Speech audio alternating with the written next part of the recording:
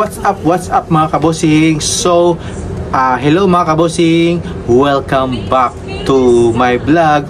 So for today's video nga mga kabosing, ang pag-uusapan natin ngayon ay ang coronation night nga ng Miss Aura International. At meron na nga winners ang Miss Aura International 2025 na ginanap nga sa bansang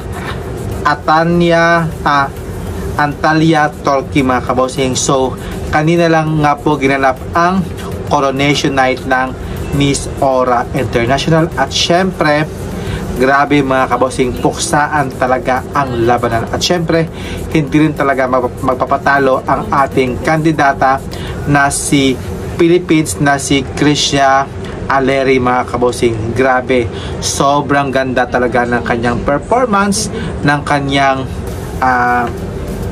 when it comes sa swimsuit, sa evening gown mga kabosing. Kasi si Krishnan Pauline Aleri mga kabosing, sobrang ganda at palaban talaga mga kabosing. At syempre, narito yung mga winners mga kabosing sa Spirit of Elegance from USA. At syempre, Miss Roxos Songati, Miss Kosovo. At syempre yung Miss Photogenic from Latvia, Miss in Evening Gown si Singapore, Miss Bikini si Venezuela, si Miss Intelligence si Poland, si Peace Ambassador si Nigeria. At syempre, Best in National Costume naman si Indonesia. At syempre, yung nag-first runner-up mga kabosing, ang fourth runner-up from Kazakhstan. Ang third runner-up is si Thailand. At ang nag-second runner-up naman si Czech Republic. At syempre, yung nag-last two standing at yung nag-first runner-up na nga from Romania. At syempre, ang winners nga bilang isang Miss Aura International 2025 from the Philippines na si Krishnan Pauline Aleri. Grabe mga kabosing, sobra talagang ganda ng kanyang pinakita. At syempre, pinakita niya talaga yung kanyang aura, yung sabi niyang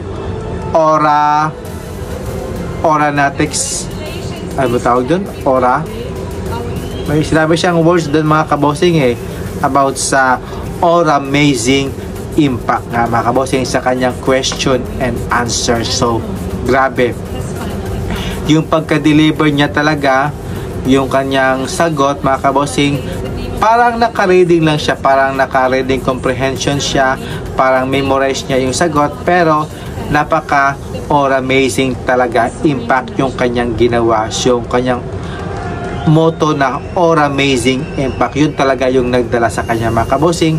Kung kaya siya nanalo, siguro favorite siya ng organization kasi palaban talaga when it comes sa starting ng